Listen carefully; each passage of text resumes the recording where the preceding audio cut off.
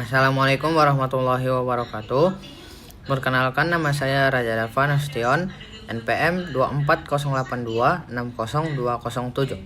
Di sini saya akan membahas blok embriologi dengan judul member saya epithelial tissue. Jaringan epitel melapisi seluruh permukaan dalam dan luar tubuh, termasuk rongga tubuh dan organ berongga, serta merupakan jaringan utama dalam kelenjar.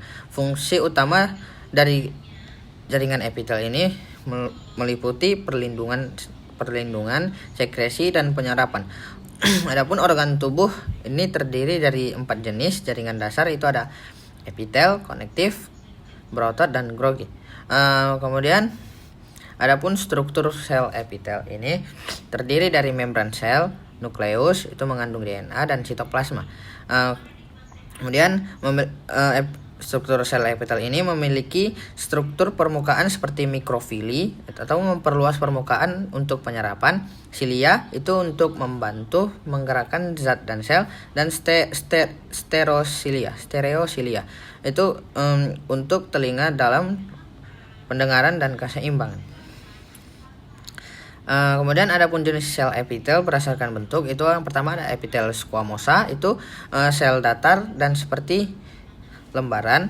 Kemudian ada epitel kuboid, itu bentuknya seperti kubus dengan lebar, tinggi, dan kedalaman sama. Yang terakhir ada epitel kolumnar, bentuknya seperti kolom, lebih tinggi daripada lebar. Kemudian adapun jenis sel epitel berdasarkan susunan, itu yang pertama ada sederhana, itu hanya ada satu lapisan sel. Kemudian ada yang berlapis, itu lebih dari satu lapisan sel. Yang terakhir ada pseudo stratifikasi, itu tampak berlapis karena ukuran berbeda padahal hanya satu lapisan saja.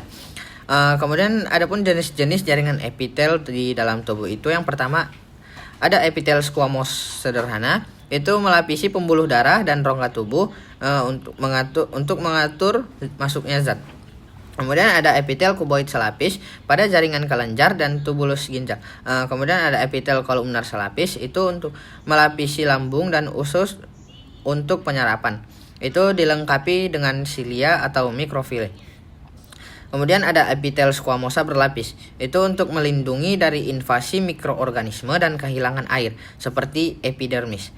Kemudian ada epitel kuboid berlapis dan kolumnar berlapis. Fungsinya itu untuk melindungi dan sekresi. Kalau untuk epitel itu jarang ditemukan. Terakhir ada epitel kolumnar berlapis semu, itu untuk melapisi saluran pernafasan atas, itu dilengkapi dengan silia. Dan adapun fungsi khusus dari sel epitel ini, itu ada yang pertama ada epitel transisional. Itu selnya terdiri dari beberapa lapisan sel yang menjadi pipih ketika diregangkan. Epitel ini melapisi sebagian besar saluran kemih dan memungkinkan kandung kemih untuk mengembang. Yang kedua ada epitel kelenjar. Jenis epitel ini terspesialisasi untuk memproduksi dan mensekresi zat. Epitel ini terdapat di kelenjar, yang merupakan organ khusus yang dapat memproduksi, menyimpan, atau melepaskan zat-zat seperti hormon, protein, dan air. Yang terakhir ada epitel olfaktorius. Epitel olfaktorius ini terletak di dalam rongga hidung, mengandung sel-sel reseptor olfaktorius yang memiliki ekstensi silia khusus. Silia menangkap molekul bau yang dihirup saat melewati permukaan epitel. Informasi tentang molekul-molekul ini kemudian ditransmisikan dari reseptor ke bulbus olfaktorius di otak. Kemudian menginterpretasikan bau tersebut. Dan adapun fungsi utama dari jaringan epitel ini, yang pertama itu ada perlindungan dari kerusakan dan invasi mikroorganisme. Keperlindungan jaringan epitel melindungi beberapa aspek tubuh. Misalnya di kulit terbuat dari jaringan epitel dan melindungi jaringan yang lebih dalam di dalam tubuh, seperti pembuluh darah, otot, dan organ dalam. Silia pada sel epitel yang melapisi usus melindungi bagian tubuh lainnya dari bakteri usus. Kemudian ada sekresi. zat seperti enzim, hormon, dan cairan. Jaringan epitel di kelenjar dapat mengeluarkan enzim, hormon, dan cairan. Kemudian ada penyerapan. Lapisan epitel organ dalam seperti hati dan paru-paru dapat memungkinkan penyerapan zat-zat tertentu.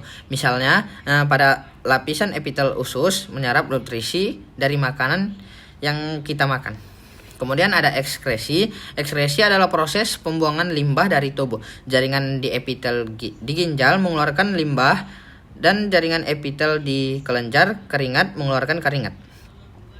Yang kemudian ada filtrasi. Epitel saluran pernapasan menyaring kotoran dan partikel serta membersihkan udara yang dihirup. Jaringan epitel di ginjal ini menyaring darah. Kemudian ada difusi. Di dalam biologi, difusi adalah pergerakan pasif molekul atau partikel dari daerah dengan konsentrasi tinggi ke daerah konsentrasi rendah. Sel epitel squamous sederhana membentuk membran yang memungkinkan difusi selektif zat-zat untuk melewatinya. Difusi itu membantu fungsi filtrasi, absorpsi, dan sekresi. Terakhir ada resepsi sensorik. Ujung saraf sensorik yang tertanam di jaringan epitel memungkinkan tubuh menerima rangsangan sensorik dari luar. Seperti contohnya itu stereosilia pada permukaan jaringan epitel di telinga. Itu sangat penting untuk pendengaran dan keseimbangan. Selain itu, indera perasa tertanam di epitel squamous berlapis di lidah. Baik, untuk referensi yang saya dapatkan pada menu saya kali ini sebagai berikut. Mungkin cukup sekian yang bisa saya sampaikan. Kurang lebihnya mohon maaf. Kepada Allah saya mohon ampun. Wabillahi taufiq wal hidayah. Assalamualaikum warahmatullahi wabarakatuh.